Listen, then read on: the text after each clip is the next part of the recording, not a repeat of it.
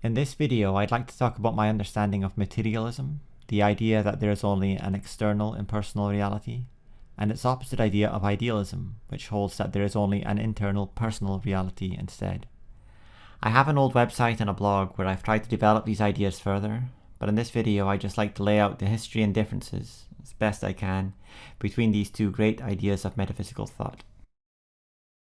In the 5th century BCE, Western materialism first starts out with Leucippus's theory of atomism, where everything and everyone was imagined to be made up in whole of tiny indivisible particles. These particles, or atoms, were then imagined as primary substances along with the empty void they existed in.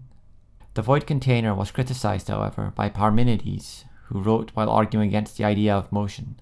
If the void is, then it is not nothing, therefore it is not the void. But nevertheless, the idea that an external impersonal substance to us exists and was revealed somewhat through the senses took hold without too much difficulty. Much later, in 1781, the German philosopher Immanuel Kant, while replying to Hume's problem of induction in his Transcendental Idealism, sought to put bounds on the limits of man's knowledge, demonstrating the differences between things as they are to us versus things as they are in themselves. The main problem he was trying to overcome was Hume's observation that just because we had observed the past cause and effects relationships before, we had no justification in saying these relationships would apply again in future. In other words, we had no way of bridging the gap between what we had seen before and what we hadn't seen yet, between our deductive and inductive reasoning. Kant sought to tackle these ideas with what he saw as contradictions in our thought itself. An example of his thought, known as the first antinomy, goes as follows. Thesis: the world has a beginning in time, and is also limited in regards to space. Proof: we cannot see or think, synthesize in Kant's terminology, about things in the infinite, saying the opposite, that the world has no beginning, or an infinite amount of time has passed for any given moment, is as sensible as saying the sum of all the world's parts fill an infinite amount of space. Antithesis: the world has no beginning and no limits in space. It is infinite in both time and space. Proof: the world cannot come out of empty time or empty space where every point is equal and the same. Kant's answer to these seemingly true but conflicting ideas was to create the barrier of the unknowable and divide our understanding between the phenomenal, things as they are to us, and the nounominal, things as they are in themselves. We never get to experience the material world, or any other world, as it is in itself. We only ever experience the world, or the phenomenal world as Kant would call it, as it appears to us. Kant solves his first antinomy by relegating materialism's void container, space and time, to necessary intuitions of the mind, required for phenomenal experience itself. In this way, he has them serving his categories of the mind, which contain such ideas as plurality, negation, causality, and possibility, and answers Hume's problem of induction by bridging the gap between deductive and inductive reasoning. Kant then ends with his refutation of idealism, where he argues our representations themselves have a temporal order to them, and since nothing within the system he has created can do this, time for him is an intuition serving the categories, not a chronological ordering device. Something outside of him, in the void, the so-called enduring substrate, must be doing this instead. Idealism first appears in Western thought from 250 AD after a Greek philosopher named Plotinus had his notes made into a book by his student Porphyry. Plotinus's main idea was, instead of atoms and the void being responsible for everything, a fully transcendent one, to which we can ascribe no attribute, was responsible instead. This one was said to be beyond unity and division, time and space, and cause and effect. He believed it to be identified only with goodness and essence, and gave it no ability for thought or action, which he left to its emanation of the intellect. The intellect having been seamlessly and perfectly created and sustained from the one, although these aren't the right words as time and space aren't applicable, then allowed for conditional experience to occur by giving the appearance of phenomena to all its generated viewers.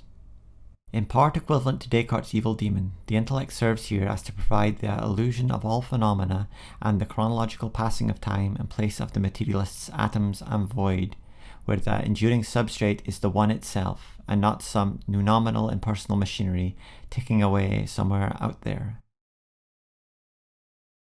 Today, modern materialism, or physicalism, is the most simply accepted idea in Western society, but there remains numerous problems and shortcomings with this idea.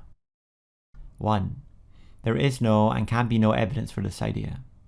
You can never experience things as they are in themselves. It is not a scientific idea. 2. It is the height of faith. Faith is defined as belief without evidence, but materialism takes this to its fullest possible extent and enshrines the unknowable within itself. Using the third-person tense and referencing things as they are to you as things as they are in themselves, e.g., the universe versus the phenomenal universe, the brain versus the phenomenal brain, and the world versus the phenomenal world, materialists have attempted to bypass this aspect by ignoring all the problems previously discussed.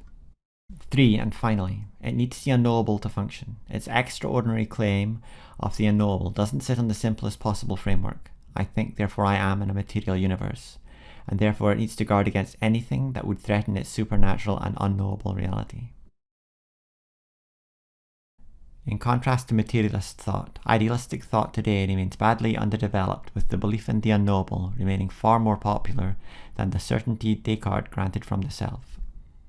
Popularly understood as idealism, solipsism is the idea that states reality comes from one's own mind alone, and that other minds and external worlds are either unknowable or non-existent. This idea does paint a rather egotistic and bizarre worldview, given that it uses both idealism's metaphysics and materialism's epistemology. You cannot mismatch the metaphysical claims of idealism and the epistemological claims of materialism, or vice versa, and pretend to represent either. 2. The one is inconceivable. It cannot be known in the traditional sense, as it is beyond limits and outside our phenomenal or conditional perspective.